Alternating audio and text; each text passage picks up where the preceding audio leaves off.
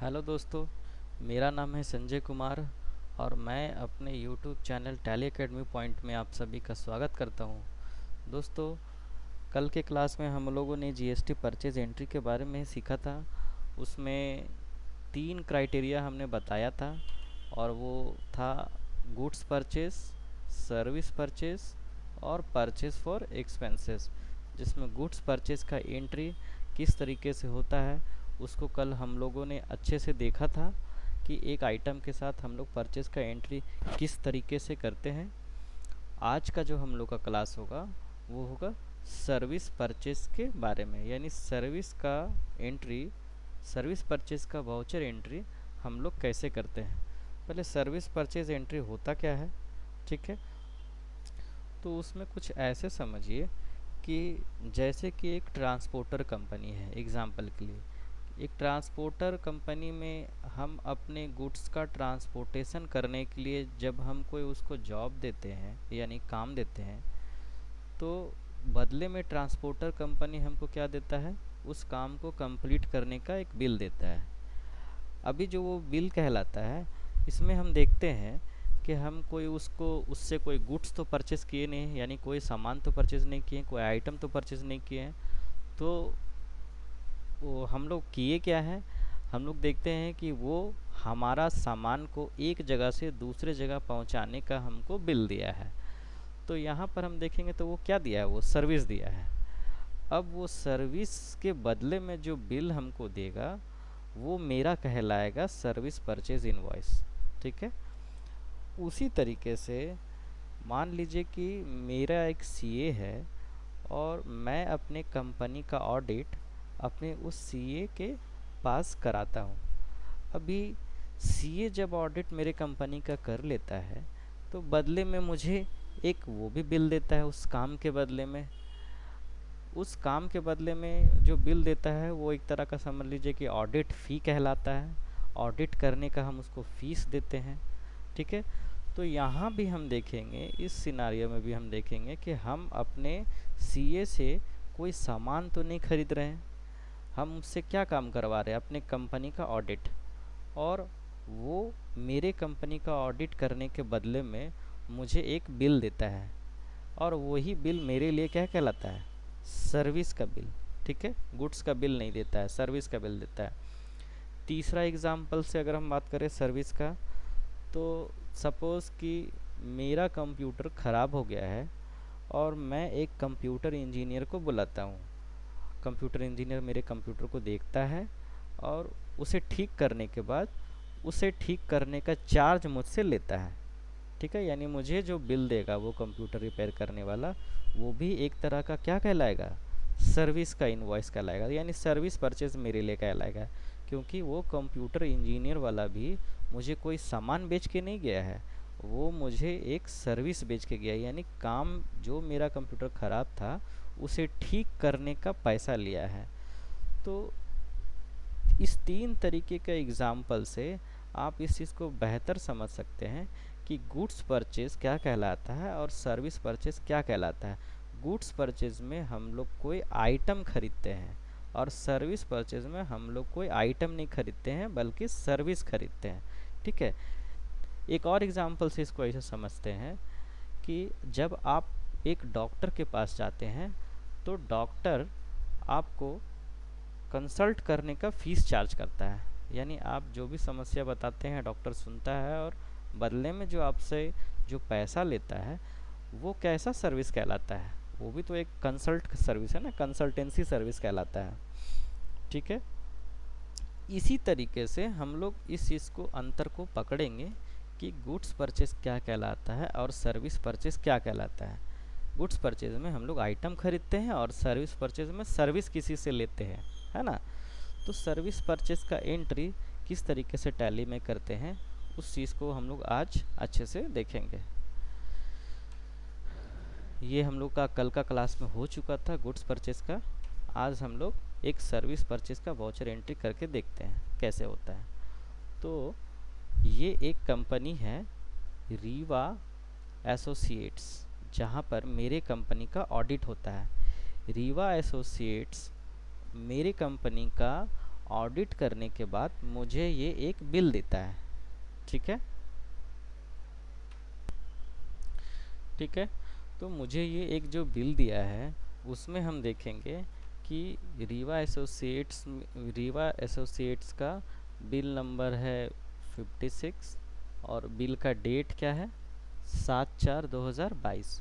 उन्होंने मुझे किस चीज़ का बिल दिया है, आप देखेंगे कि उन्होंने मुझे audit fee for the year 2021-22 यानी 21-22 का फाइनेंशियल ईयर का ऑडिट करके मुझे रीवा एसोसिएट्स ने मुझे 16,000 रुपये का बिल दिया है। यानी रीवा एसोसिएट्स ने मेरे कंपनी का ऑडिट करने का 16,000 रुपये फीस चार्ज किया है और उस पर टैक्स लगा है। टैक्स यहाँ पर लगा है, आप देखेंगे 9%, 9% यानी कि टोटल 18%। टोटल मुझे जीएसटी लगा है इस सर्विस पे 18%। ठीक है, जिसमें आप देख रहे हैं अमाउंट 1440 टोटल जीएसटी लेकर के मुझे रीवा एसोसिएट्स ने 18,880 रुपया का बिल मुझे दिया है। यहाँ आप एक और चीज़ देखेंगे कि audit fee for the year 21-22 एक सर्विस है और सर्विस है तो उसका एचएसएन कोड नहीं होगा, उसका क्या होगा सैक कोड। देखिए यहाँ पर ध्यान से, जब हम लोग गुड्स परचेस का एंट्री कर रहे थे तो यहाँ पर एचएसएन नंबर था, लेकिन जब हम लोग कोई सर्विस परचेस करते हैं तो यहाँ पर एसएसी का फुल फॉर्म होता है सर्विस अकाउंट कोड। जो आप सर्विस कर रहे हैं उसका अकाउंट कोड, वो अकाउंट कोड जो गवर्नमेंट ने स्पेसिफाइड कर रखा है स्पेसिफिक सर्विस पे। ठीक है, तो यहाँ पर हम देखेंगे कि ऑडिट फ़ी के लिए जो सैक कोड है वो 998221 मैंने यहाँ एक डाल रखा है। एक और चीज़ मैंने बताया था, एचएसएन कोड का मैक्सिमम डिजिट 8 डिजिट तक होता है और सैक कोड का मैक्सिमम डिजिट 6 डिजिट तक होता है। ठीक है, इस ऑडिट फ़ी में जीएसटी कितना चार्ज हुआ है 18%। ठीक, अब इसी वाउचर को अगर हमको एंट्री करना है, सर्विस परचेज एंट्री करना है तो किस तरीके से करेंगे इसको हम देखते हैं। ठीक है, कल हम लोग अगर डे बुक में देखेंगे तो कल हमने ये गुप्ता ट्रेडर का एक परचेज एंट्री किया था गुड्स परचेज का। आज हम लोग सेकंड परचेज एंट्री कर रहे हैं सर्विस परचेज का। वो कहाँ से होगा, वो भी इसी जगह की से होगा।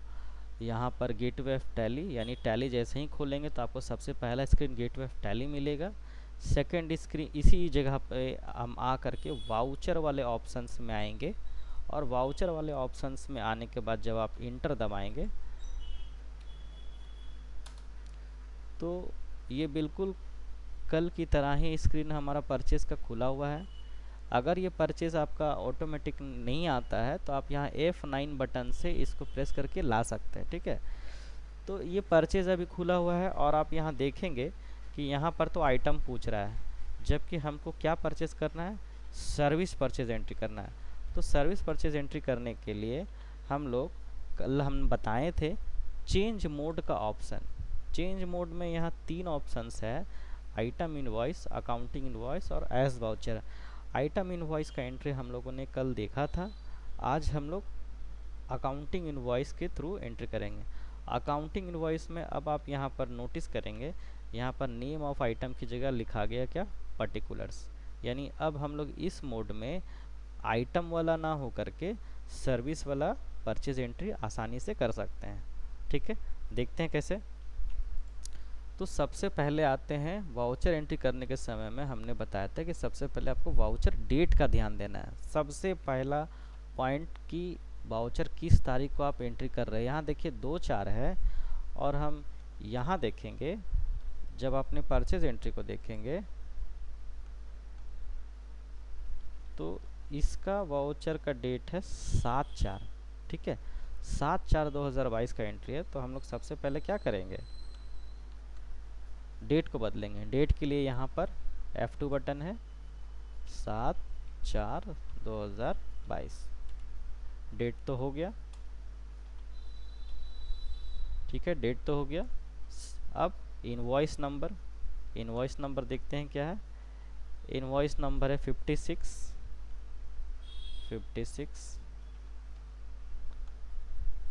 उसके बाद इनवॉइस का डेट 7/4, ठीक है 7/4 है। पार्टी नेम अभी मेरा यहाँ पर लेजर में दो डिस्प्ले हो रहा है, एक कैश और एक गुप्ता ट्रेडर। अगर हम लोग देखेंगे तो ये दोनों ही नाम नहीं है, नया नाम है रीवा।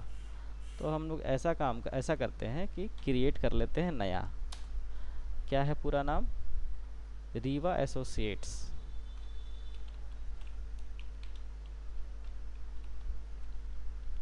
ठीक है, ये मैंने एक नया लेजर बना लिया, इंटर किया, इंटर किया। यहाँ कल ही की तरह सेम बात मैं दोहराता हूँ कि कोई भी सप्लायर से गुड्स ले या सर्विस ले, उसको नाम हम लोग क्रेडिटर में खोलेंगे। यहाँ सन्ड्री क्रेडिटर्स मैंने सर्च किया और सन्ड्री क्रेडिटर्स यहाँ देखिए राइट साइड में ये जो ग्रुप है उस पार्टी को सन्ड्री क्रेडिटर्स ग्रुप में मैं ले लेता हूँ। एंटर किया। बिल बाय बिल ऑप्शंस को मैं यस करूँगा। मैं बता चुका हूँ कि इससे क्या होता है। आगे बढ़ते हैं, एड्रेस डाल देते हैं। एड्रेस क्या है? एड्रेस मेंशन नहीं है।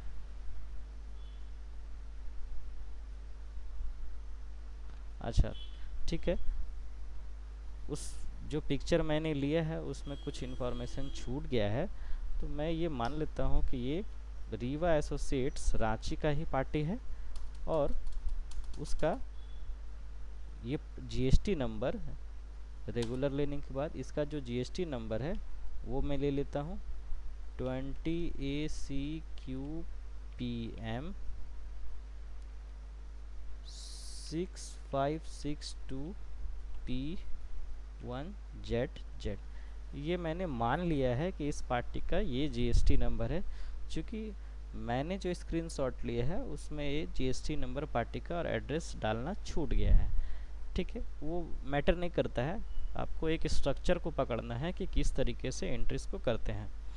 तो ये पार्टी हमने लिया, उसका एड्रेस डाला, उसका अगर कोई फ़ोन नंबर है तो हम लोग यहाँ पर डाल सकते हैं, या फिर इसका एक जगह बना हुआ है यहाँ पर मोर डिटेल के अंदर में।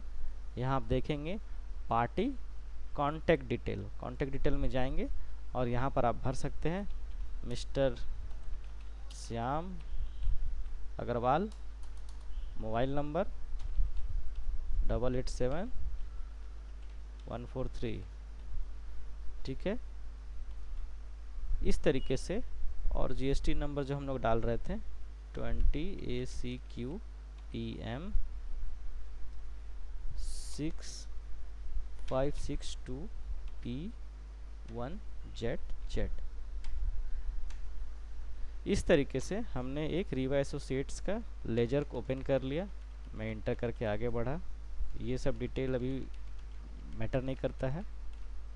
ठीक है, मैं यहाँ सीधे आ गया, यानी पार्टी नाम लेने के बाद मैं सीधा इंटर करके लाइन के नीचे में आ गया पर्टिकुलर वाला पॉइंट पे।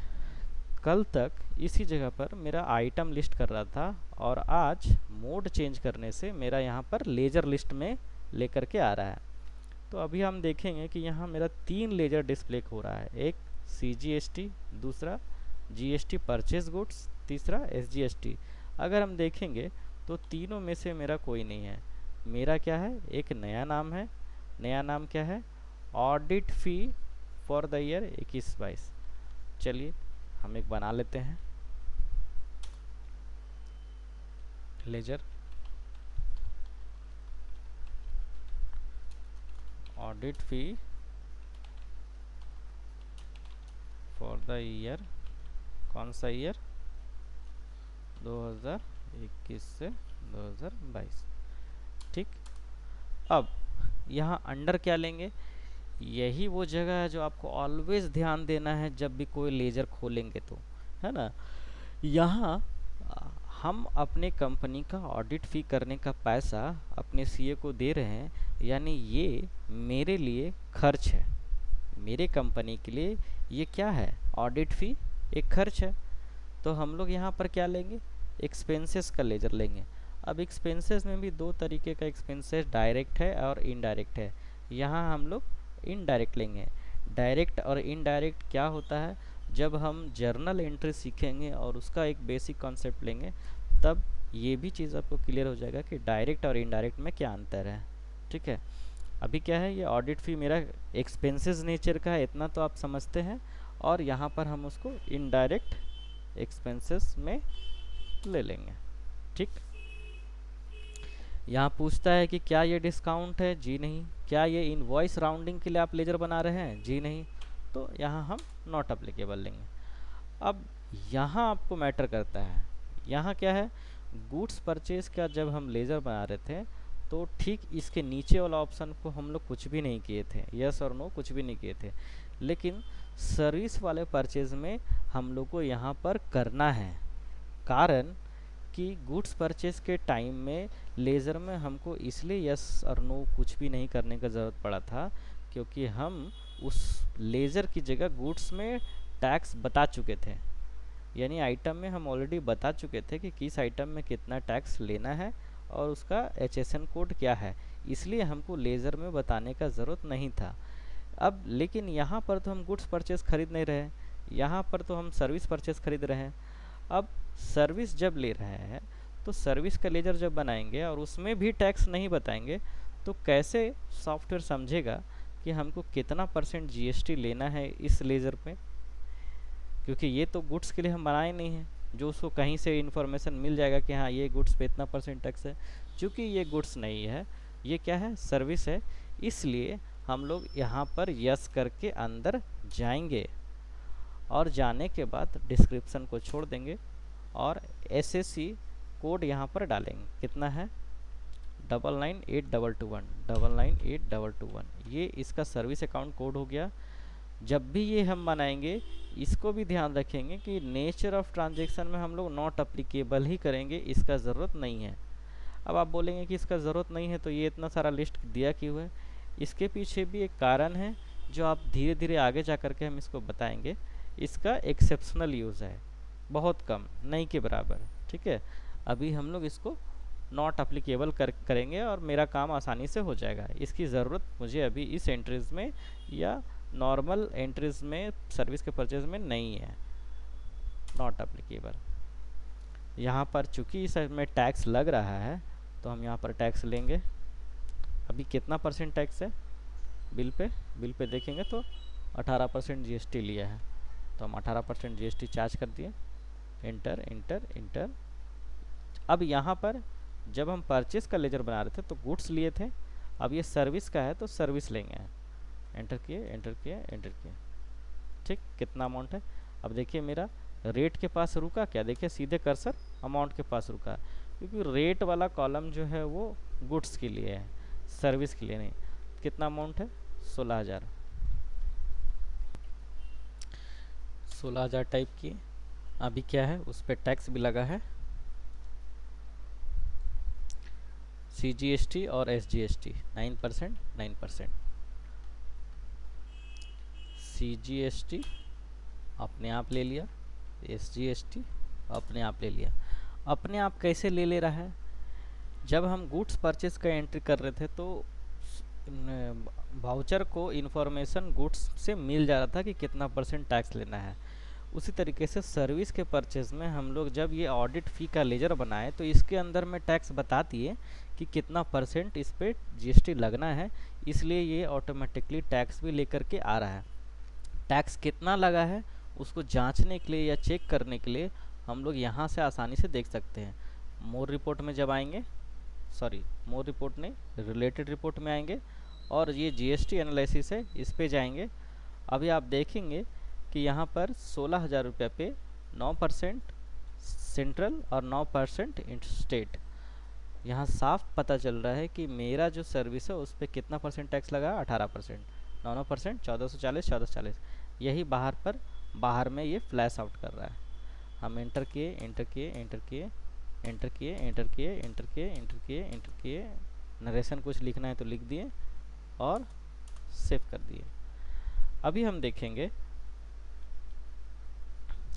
कल तुम गुड्स परचेस किए थे तो सेल्स स्टॉक समरी में देखे थे, अभी तो मेरा गुड्स परचेस नहीं है, हम लोग कहाँ देखेंगे, हम लोग पहला तो हो जितना भी हम लोग एंट्री करते हैं डे बुक में दिखाई देता है। देखिए डे बुक में यहाँ पर 7 तारीख का दिखाई दे रहा है। ठीक है, चूँकि अभी हम लोग लास्ट एंट्री 7 तारीख का ही किए हैं, यहीं पर हम Alt F2 पीरियड के लिए शॉर्टकट की होता है ऑल्ट F2 प्रेस करेंगे और यहाँ पर दिए कि 1/4 से मुझे पूरा का पूरा एंट्री शो हो जाए। तो हम पूरा पीरियड लेंगे तो हम देखेंगे कि 2 एंट्री है, एक है गुप्ता ट्रेडर्स का और दूसरा है रीवा एसोसिएट्स का। 2 परचेज एंट्री मैंने किया है। ठीक है, हम सुधारना हो, अल्टर करना हो तो यहाँ से कुछ भी चेंजेस आप कर सकते हैं। ठीक है, एस्केप करके हम पीछे आ गए। अब अगर हम प्रॉफिट एंड लॉस जा करके खोलेंगे और अल्ट F1 दबा करके इसको डिटेल जब देखेंगे तो हमको रिपोर्ट्स कुछ इस तरीके से दिखता चला जाएगा, है ना। देखिए स्टॉक में हम देख रहे हैं कि ये आइटम हमारा ओपनिंग में कुछ भी नहीं था तो ज़ीरो है, लेकिन जब हम खरीदे तो हमारा क्लोजिंग आ गया। ये मेरे पास 1,80,110 रुपये का स्टॉक है। अब गुड्स परचेस का एंट्री 1,80,000 हमने किया और ऐसा एंट्रीज जो मेरा ऑडिट फ़ी है जिसको हम डायरेक्ट एक्सपेंसेस में बुक किए हैं, यानी सीधा सीधी खर्चा में ही बुक किए हैं, वो हमारा 16,000 रुपये यहाँ पर चढ़ गया है। ठीक है, अब ऑडिट फ़ी को जो हम एक्सपेंसेस में डाले हैं उसको आप परचेज में भी डाल सकते हैं, उससे फ़र्क नहीं पड़ता है। ये डिपेंड करता है कि आप अपने बुक्स ऑफ कंपनी में किस तरीके से अकाउंट्स को मैनेज करना चाहते हैं। ठीक है, कोई कंपनी होती है कि अपने इस तरीके के एक्सपेंसेस को सीधा सीधी खर्चा में ही दिखाती है और कोई कंपनी होती है कि उसको ये परचेज अकाउंट में यहाँ पर दिखाती है। लेकिन परचेज अकाउंट्स का अगर हम लोग सिंपल मीनिंग बोले तो गुड्स से ही होना चाहिए। कहीं कहीं कुछ कुछ एक्सेप्शनल पार्ट में हम लोग सर्विस को भी यहाँ पर परचेज अकाउंट में दिखाते हैं। ठीक है, और ये ऐसा नहीं है कि इस एंट्रीज को जो हम लोग अभी ऑडिट फ़ी को एंट्री किए हैं उसको हम परचेज में ही दिखाएं तभी हम परचेज का एंट्री कर सकते हैं। वो हमारा खर्च में भी हमारा एंट्रीज हो जाएगा। ठीक है, यानी जो अभी खर्च में दिखाई दे रहा है, एग्जाम्पल के लिए कि हम इसके ग्रुप को बदल देते हैं। ग्रुप में हम परचेस को ले गए, परचेस में एंटर किए, बाकी सब वैसे ही है, हम उसको कुछ नहीं बदले। अभी क्या होगा, अभी आप देखेंगे कि मेरा एक्सपेंसेस से हट करके हमारा ये परचेस के अकाउंट में ऑडिट फ़ी और यानी एक सर्विस परचेस किए और एक गुड्स परचेस किए, दोनों ही का दोनों मेरा कहाँ पर टोटल दिखाई दे रहा है, यहाँ पर परचेज अकाउंट में। तो ये दोनों में अंतर है। अकाउंट्स को केवल उसका रिपोर्टिंग पार्ट को अलग अलग जगह दिखाने के लिए बेसिकली इसका यूज़ होता है, लेकिन दोनों ही केस में हम देखेंगे कि हमने वाउचर को नहीं बदला। परचेज़ है तो परचेज़ ही किया है हमने, और उसका जो इफ़ेक्ट है वो परचेज अकाउंट में अगर दिखाना है तो परचेज अकाउंट में दिखाएंगे, एक्सपेंसेस में दिखाना है तो एक्सपेंसेस में दिखाएंगे। ये दोनों ही तरीके से एंट्रीज को किया जा सकता है। ठीक है, और कल की तरह ही डिस्प्ले में जाएंगे, अकाउंट बुक में जाएंगे, परचेज रजिस्टर में जाएंगे, अप्रैल में जाएंगे, तो यहाँ पर हमको सारा का सारा परचेज एक जगह 1-2 एंट्रीज करके दिखाई देगा। ठीक है, अब तीसरा एक और एंट्री है रोहित गुप्ता, ये भी एक सर्विस है। रोहित गुप्ता भी मेरा एक क्या है, लैंडलॉर्ड है। हम जहाँ पर अपना ऑफिस खोले हैं या फिर जहाँ पर मेरा यहाँ दुकान है, तो ये लैंडलॉर्ड है रोहित गुप्ता। ये क्या करता है, मुझसे जो रेंट लेता है उसके बदले में ये रोहित गुप्ता मुझे एक रेंट का बिल भी देता है। ठीक है, अभी रेंट हम रोहित गुप्ता को दे रहे हैं 27,000, आप देखिए यहाँ पर अमाउंट मेंशन है 27,620 रुपया, जिसमें रेंट का अमाउंट था 23,406 रुपया। 23,406 रुपया हम हर महीना रेंट देते हैं, जिसमें से ये मार्च महीना का रेंट है। तो रोहित गुप्ता ने भी मुझसे जीएसटी लिया है, सीजीएसटी और एसजीएसटी 9% यानी 18%। अभी रेंट भी ये क्या है, मेरे लिए सर्विस है। रेंट सर्विस भी वो मुझे दे रहा है, कौन दे रहा है, रोहित गुप्ता। यानी टोटल रेंट का जो हमसे चार्ज पे कर रहा है, ले रहा है जीएसटी के साथ, वो कितना ले रहा है, 27,620 रुपया। अब ये बिल मुझे एंटर करना है तो हम कैसे करेंगे, कोई अंतर नहीं है, बिल्कुल वैसे ही करेंगे।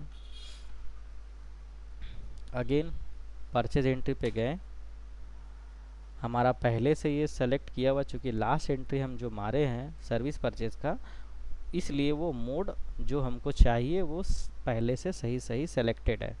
ठीक है, तो हम सबसे पहले बात करते हैं वाउचर एंट्री डेट का। डेट क्या लिया हुआ है? 10/4। हम डेट F2 बटन से 10/4 एंटर किए। अभी देखेंगे 10/4/2022 हो गया है। इनवॉइस नंबर कितना है? R 2022 से 23/006। ये हम ये वाला देख के टाइप कर रहे हैं, ठीक है। इनवॉइस नंबर, इनवॉइस का डेट देखेंगे 10/4/2022 एंटर किए। 10/4/2022 पहले से लिया हुआ है क्योंकि हम वाउचर का डेट भी 10/4 ही सेलेक्ट किए इसलिए। पार्टी नेम में गुप्ता ट्रेडर तो है नहीं, रीवा एसोसिएट्स भी नहीं है, यानी एक नया पार्टी है। तो हम यहाँ पर ऑप्शंस में जा कर के क्रिएट में जाके क्रिएट कर लेंगे। कौन सा पार्टी है? रोहित गुप्ता।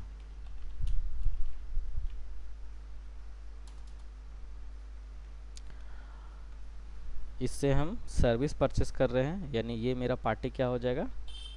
सनरी क्रिएटर। मेरा सप्लायर है। मेरा हर सप्लायर जो गुड्स भी है, गुड्स भी हमको बेचता है या सर्विस बेचता है, मेरा हर सप्लायर का लेजर खाता क्रिएट सनरी क्रिएटर्स में ही खुलेगा, है ना। ठीक है, आगे बढ़े। एड्रेस डाल दिया। एड्रेस क्या है भाई? एड्रेस तो बहुत लंबा है। एक काम करते हैं, पूरा एड्रेस डालने का ज़रूरत नहीं है, हम लोग डाल देते हैं यहाँ से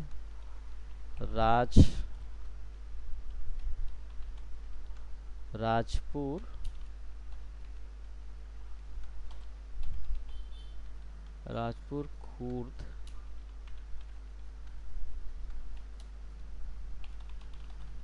झारखंड।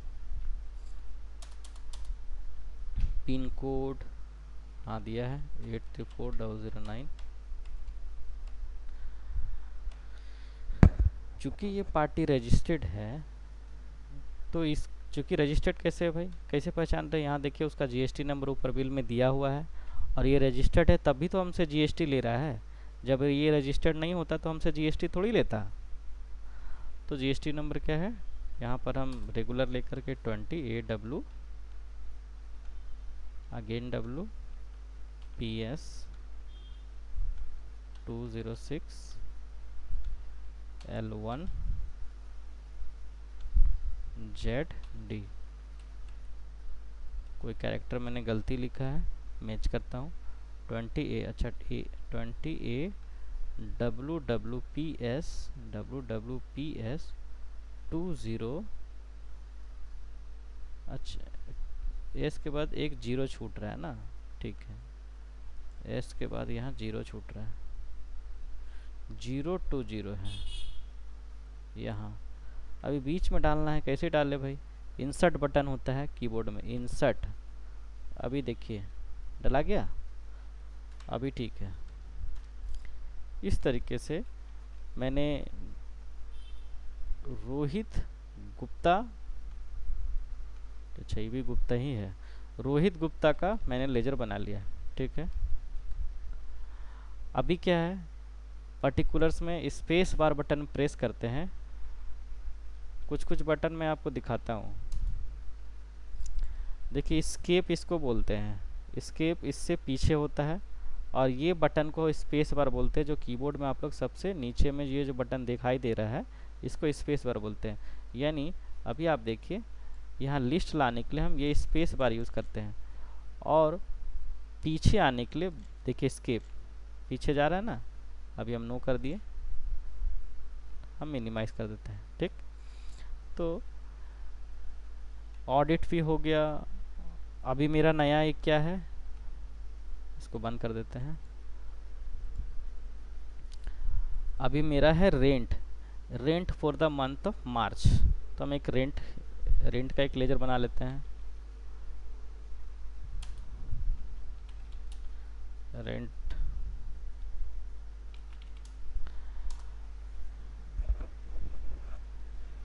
ठीक, रेंट अकाउंट या रेंट पेमेंट भी लिख सकते हैं या रेंट एक्सपेंसेस भी लिख सकते हैं।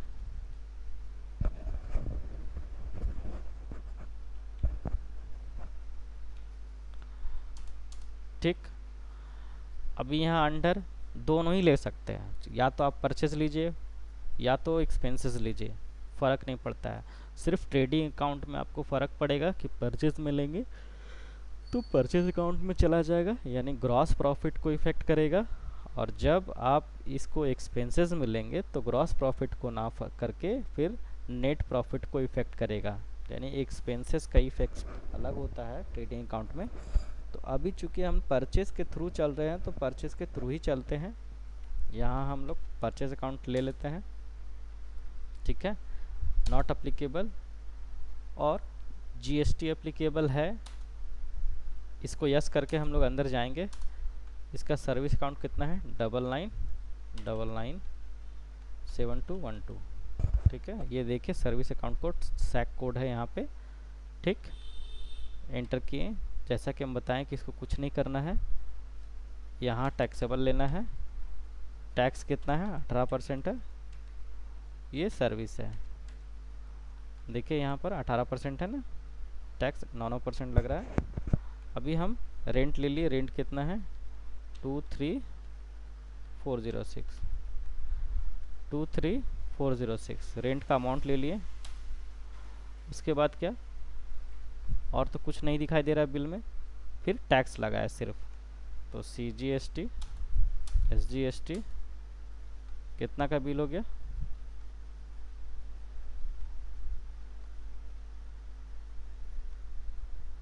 अभी हम देखेंगे कि रेंट का 23,406 हुआ, उसमें टैक्स लगा 2,106 रुपये 54 पैसा होना चाहिए, लेकिन वो हमको बिल में राउंड करके 2,107 रुपया दिया है करके।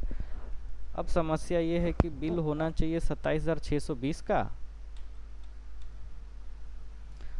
बिल होना चाहिए 27,120 का, और मेरा टैली में आ रहा है 27,619 रुपया। अब हम क्या करें भाई, 20 तो मेरा हो नहीं रहा है। तो उसके लिए राउंड ऑफ का लेजर बनाना होता है, यानी उतना पैसा राउंड करना होता है हम लोग को बिल के हिसाब से मिलाने के लिए। अगेन स्पेस बार से प्रेस करेंगे और एक लेजर बना लेंगे फर्स्ट टाइम में राउंड ऑफ का। राउंड ऑफ प्लस या माइनस जोड़ भी सकते हैं और घटा भी सकते हैं। एंटर किए, एंटर किए। राउंड अप एक तरह का एक्सपेंसेस नेचर के हेड के अंदर में ही खोला जाता है, वो भी इनडायरेक्ट। तो यहाँ इनडायरेक्ट एक्सपेंसेस में लिए। अभी यहाँ पर अभी तक हम लोग कोई भी लेजर में इसका यूज़ नहीं किए थे, अभी यूज़ हो जाएगा इसका। लेकिन अगर हम देखेंगे तो राउंड अप के हिसाब से, बिल के हिसाब से हम लोग क्या देख रहे हैं कि 27,620 रुपया हो रहा है, और मेरा टैली में जो बिल आ रहा था वो 27,608 रुपया समथिंग हो रहा था। यानी अगर हम ये वाला इनवॉइस राउंडिंग ले लेंगे तो ऑटोमेटिक राउंड करना शुरू कर देगा। ऑटोमेटिक में क्या सिस्टम होता है, ऑटोमेटिक में यहाँ फिर 3 सिस्टम मिलेगा आपको, एक डाउनवर्ड राउंडिंग, और दूसरा नॉर्मल राउंडिंग, तीसरा अपवर्ड राउंडिंग। अगर ये वाला आप सेलेक्ट करते हैं तो राउंड ऑटोमेटिक होगा, और ऑटोमेटिक कोई ना कोई रूल्स को तो फॉलो करेगा ना। जैसे डाउनवर्ड राउंडिंग में क्या है कि अगर हम डाल देंगे 1 रुपया डाउनवर्ड राउंडिंग, जो नीचे आप देख रहे हैं 1 रुपया यहाँ पर लिखा हुआ पहले से, और डाउनवर्ड डाल देंगे, तो इसका मतलब होगा कि आपका जितना भी अमाउंट होगा उसमें से 1 रुपया तक में वो लेस कर देगा। यानी मेरा 0.8 पैसा है ना, वो 27,619 रुपया पर ला करके छोड़ देगा। लेकिन अपने को तो चाहिए 620 रुपया। अब क्या करें, अपवर्ड राउंडिंग, अपवर्ड राउंडिंग करेंगे तो 620 तो हो जाएगा,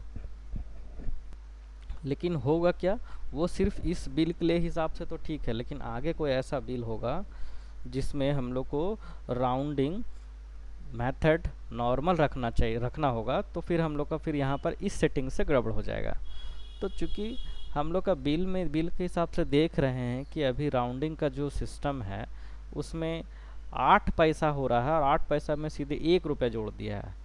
जबकि नॉर्मल राउंडिंग का मेथड कुछ ऐसा कहता है कि 50 पैसा के नीचे अगर कोई वैल्यू है, कोई वैल्यू मीन्स कि डेसिमल वैल्यू, जैसे 0.8 पैसा, 10 पैसा, 50 पैसा के नीचे है, तो वो सॉफ्टवेयर में ये सेटिंग करने से ऑटोमेटिक राउंड कर देता है।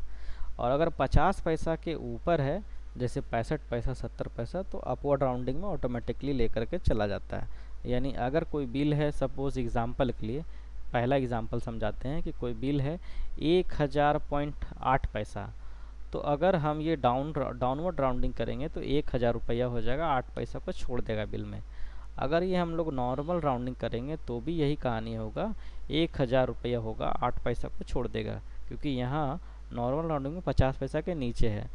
लेकिन अगर हम यही अपवर्ड राउंडिंग करते हैं तो होगा क्या कि 1008 पैसा को वो सीधा सीधी 1001 रुपया बना देगा, यानी सीधा सीधी 1 रुपया क्या कर देगा, जोड़ देगा। ठीक है, अभी हम लोग देखेंगे कि इस तीनों में से हमको ना लेकर के नॉट अप्लीकेबल इसलिए करना पड़ेगा क्योंकि एक बिल का एक नॉर्मल मेथड जो होता है नॉर्मल राउंडिंग का, वो उन्होंने रोहित गुप्ता जी ने नॉर्मल राउंडिंग का मेथड यूज़ ना करके 1 रुपया जोड़ दिया है। तो मजबूरी है मुझे कि नॉट अप्लीकेबल करना होगा राउंड में, और यहाँ भी नहीं करेंगे क्योंकि राउंड के लेजर में कोई जीएसटी तो नहीं लग रहा है, इसलिए हम लोग नॉट अप्लीकेबल करेंगे। जिस लेजर में जीएसटी लगता है हम लोग को सिर्फ उसी लेजर में जीएसटी को अप्लीकेबल करने का ज़रूरत है। एंटर किए एंटर किए एंटर किए एंटर किए, और इस तरीके से मेरा राउंड का लेजर आ गया। यहाँ पर कर्सर रुका था, मिंटर करके आगे बढ़ गए। अब हमको चाहिए 27,620 रुपया। हम कितना जोड़ेंगे तो यहाँ पर आपको 27,620 रुपया हो जाएगा। यानी यहाँ पर हम लोग को बेसिकली मैनुअल यहाँ पर टाइप करना है ना। तो देखते हैं कितना हो जाएगा जी, 0.92 है ना। 0.92 अगर हम लोग जोड़ेंगे तो 27,620 मेरे रेंट वाले बिल से एकदम मैच हो जाएगा। और यहाँ पर हम नरेशन में लिख सकते हैं कि ये कौन सा महीना का बिल है। नरेशन में rent for the month of March 2022। Narration में यही सब चीज़ लिखा जाता है, रिमार्केबल चीज़। एंटर किए, एक्सेप्ट कर लिए। अभी ये दोनों परचेज बिल, एक ऑडिट का था एक रेंट का था, दोनों ही हम लोगों ने परचेस कर लिया सर्विस का। और जब हम अपने बुक्स ऑफ अकाउंट में आकर के देखेंगे प्रॉफिट एंड लॉस में, तो आप देखिए यहाँ पर ऑडिट फी परचेज जो कि परचेज अकाउंट में दिखाई दे रहा है, और रेंट एक्सपेंसेस ये भी हमारा परचेज अकाउंट में दिखा रहा है। ये हेड जो है हम लोग ने परचेज में खोला था इसलिए परचेज में दिखाई दे रहा है। आप चाहे तो इसको एक्सपेंसेस में भी दिखा सकते हैं, फ़र्क नहीं पड़ता है। फ़र्क सिर्फ इतना ही पड़ेगा कि अगर आप परचेज अकाउंट में डालेंगे तो यहाँ ग्रॉस प्रॉफिट, देखिए ये वाला कॉलम ग्रॉस प्रॉफिट या ग्रॉस लॉस, अभी तो लॉस चल रहा है क्योंकि हम लोगों ने कुछ बेचा नहीं है और पैसा है नहीं और उसमें एंट्री किए जा रहे हैं। तो बेसिकली ग्रॉस को इफेक्ट करेगा अगर हम परचेज अकाउंट में डालेंगे, और अगर हम नेट में डालेंगे तो हमारा नेट प्रॉफिट को इफेक्ट करेगा या नेट लॉस को इफेक्ट करेगा। ये देखिए, ठीक है, यहाँ नेट लॉस दिखाई दे रहा है ना। अगर हम इसको हेड को बदल दे, जो हमारा परचेज है इसको हम अगर एक्सपेंसेस में रख दें, इनडायरेक्ट एक्सपेंसेस, तो आप अंतर क्या देखेंगे सो आप बता देते हैं। अंतर आपको खुद समझ आ जाएगा। सॉरी, ये गुड्स परचेज वहाँ चला गया है, ये तो परचेज में ही रहेगा। ये ऑडिट फी है जो मुझे एक्सपेंसेस में लाना था, एक्सपेंसेस में, और दूसरा एक्सपेंसेस में। अब आप दोनों को ध्यान से देखिए, जो अभी तक ग्रॉस लॉस दिखाई दे रहा था अभी ग्रॉस क्या दिखाई दे रहा है, ग्रॉस प्रॉफिट में दिखाई देने लगा। ठीक है, ग्रॉस जो है अभी इसके पहले लॉस में दिखाई दे रहा था, अभी ग्रॉस प्रॉफिट में दिखाई दे रहा है। और ओवरऑल हमारे कंपनी का जो प्रॉफिट एंड लॉस अकाउंट में हमारा नेट लॉस बन रहा है। ठीक, तो इस तरीके से हम लोग सर्विस परचेस का एंट्री को डायरेक्ट एक्सपेंसेस में भी, यानी एक्सपेंसेस में भी शो करा सकते हैं अपने बुक्स ऑफ अकाउंट में, डायरेक्ट खर्चा में ही बुक करा सकते हैं, या फिर आप परचेज अकाउंट में दिखा सकते हैं जैसे कि अभी हमने आपको दिखाया था। ठीक है, तीसरा जो हम लोग इसमें से दो चीज़ को देख लिए हैं, एक तो है कि आइटम इनवॉइस कैसे कटता है, दूसरा है अकाउंटिंग इनवॉइस जिसमें हम लोगों ने सर्विस इनवॉइस काट करके बताया कि किस तरीके से कटता है। तीसरा क्या है, एज वाउचर। एज वाउचर में हम लोग डेबिट और क्रेडिट के अनुसार एंट्री करते हैं। ठीक है, इसमें हम लोग वैल्यू वाइज एंट्रीज को करते हैं, है ना। यहाँ डेबिट क्रेडिट का एंट्री करने के लिए आपको एक बेसिक कॉन्सेप्ट गोल्डन रूल का होना चाहिए, उसके अकॉर्डिंग ही एंट्री आप कर सकते हैं। ये जब हम लोग जर्नल वाउचर एंट्री करेंगे, उसको सीखेंगे, तो हम लोग ये डेबिट क्रेडिट का एंट्री करने का एक कॉन्सेप्ट भी आपको ज़रूर देंगे कि किस तरीके से एंट्रीज को कर सकते हैं। अभी तीसरा वाला जो वाउचर एंट्री उसको हम करके दिखा रहे हैं। ठीक है, डेबिट और क्रेडिट नहीं भी समझ आए कोई फ़र्क नहीं पड़ता है, उसको आप इग्नोर भी कर दीजिएगा, तो हम लोग इस चीज़ को आगे से आगे अच्छे से देखेंगे। जब हम लोग जर्नल एंट्री करेंगे तो उसको अच्छे से देखेंगे। अभी एज वाउचर का एक कॉन्सेप्ट को केवल दिखा रहे हैं कि तीसरा मोड जो है वाउचर एंट्री का, वो एज वाउचर में किस तरीके से किया जाता है, सेम एंट्री जो अभी हम लोग किए। एग्जाम्पल के लिए कि गुप्ता ट्रेडर वाला, यानी जो सबसे पहला इनवॉइस पे हम लोग आते हैं। पहला इनवॉइस को आप देखिए, ये गुप्ता ट्रेडर में हम लोग गुड्स परचेस किए हैं। कितना का किए गुड्स, 1,80,000 रुपये का, और उसमें टैक्स लगा था 4502.75, 4502.5, टोटल बिल इतना का हुआ था। अगर सेम एंट्री को हमको आइटम के साथ एंट्री नहीं करना होता तो हम लोग कैसे एंट्री करते, यही एंट्री को हम दिखाना जा रहे हैं तीसरा वाले मेथड से, एज वाउचर वाले मेथड से।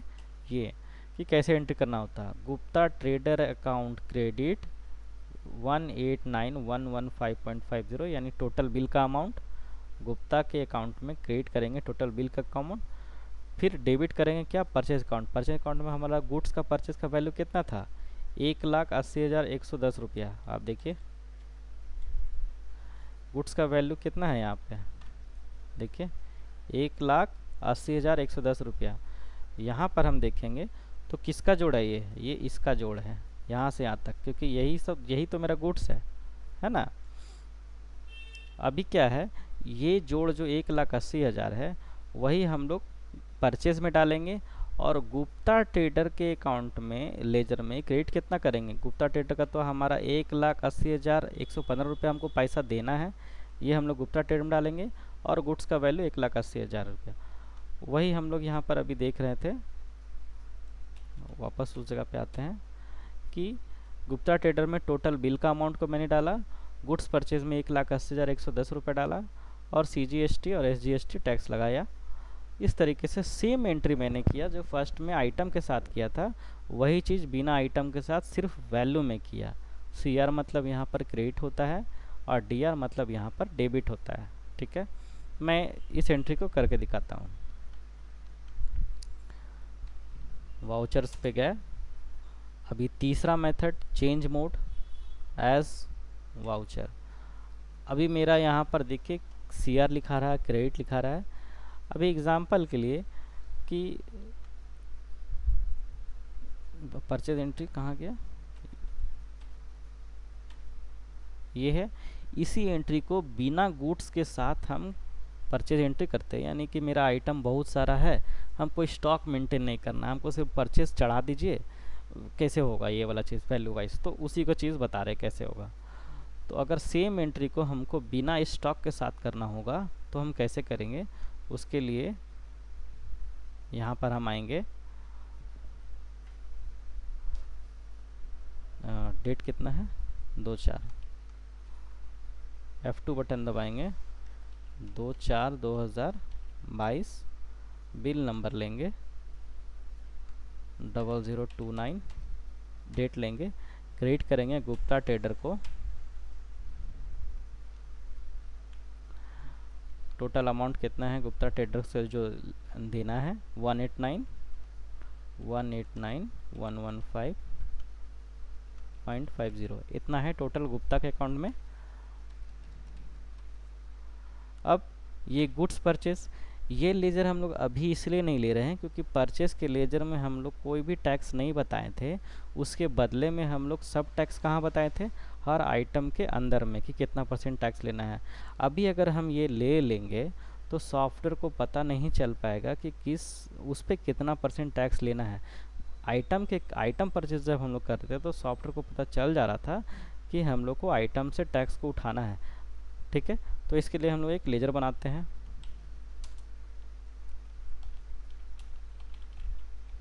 गुड्स परचेज कितना % है, @5%। ठीक, 5% है ना यहाँ पर टैक्स। एंटर किए, परचेज अकाउंट एंटर किए, इसको यस करेंगे। क्यों? क्योंकि बिना गुड्स का एंट्री करना है।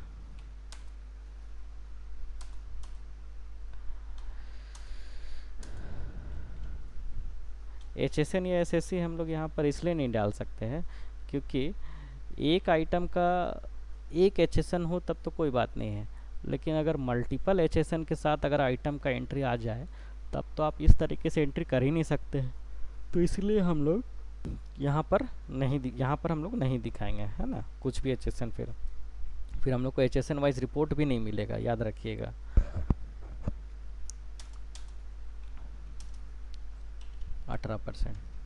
सॉरी 5%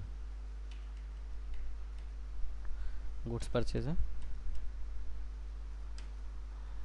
कितना का गुड्स है? 1,80,110 रुपये। देखिए यहाँ पर गुड्स का जो यहाँ पर वैल्यू है वो क्या है? 1,80,110 है ना, यही है टोटल गुड्स का वैल्यू। वही हम डाल रहे हैं यहाँ पे कि हमने परचेज कितना किया, 1,80,110 रुपया। और उसके बाद 4502.75 CGST हमने लिया 45 कितना अमाउंट है 02.75, फिर इंटर, फिर CGST हम लिए सेम अमाउंट। अब जब इसको हम सेव करेंगे तो ये वही एंट्री हो रहा है जो हम लोग आइटम के साथ एंट्री किए थे, जितना वैल्यू का सेम एंट्री हो रहा है। बस एंट्री में अंतर इतना ही है कि ये हम लोग बिना आइटम का कर रहे हैं, सिर्फ वैल्यू वाइज खड़ा कर रहे हैं। वैल्यू वाइज क्या, अपने अकाउंट में ये दिखा रहे हैं हम कि गुप्ता ट्रेडर से कितना रुपए का हम माल खरीदे और परचेज अकाउंट में कितना रुपए का गया, 1,80,110 रुपये का हम परचेज किए। CGST SGST में मेरा कितना टैक्स लगा, 4502.75, और SGST कितना लगा, सेम 45। ठीक है, सेम चीज़ 4502.75। इस तरीके से सेम एंट्री को हम कर रहे हैं आइटम के बिना। वो मेरा किस मोड से हो पा रहा है, चेंज मोड से, एज वाचर के थ्रू हम कर पा रहे हैं। ठीक है, इसको अब हम सेव कर दिए,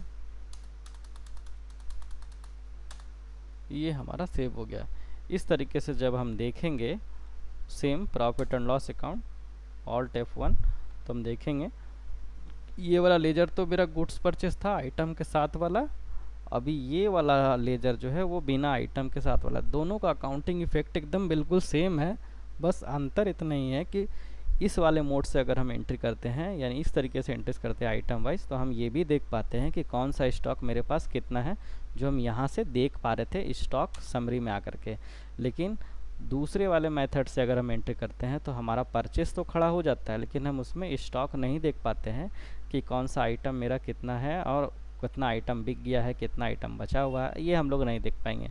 सेकंड, उसमें प्रॉब्लम क्या होगा, दूसरे वाले में एज वाचर के थ्रू अगर एंट्री करते हैं तो उसमें दूसरे में दिक्कत क्या होगा कि जब आप GST रिटर्न डालेंगे तब आपसे HSN वाइज रिपोर्ट मांगा जाता है, जो आप निकाल नहीं पाएंगे क्योंकि HSN तो आइटम का होता है, आइटम वाइज तो आपने एंट्री किया ही नहीं है, तो कहाँ से मिलेगा HSN वाइज।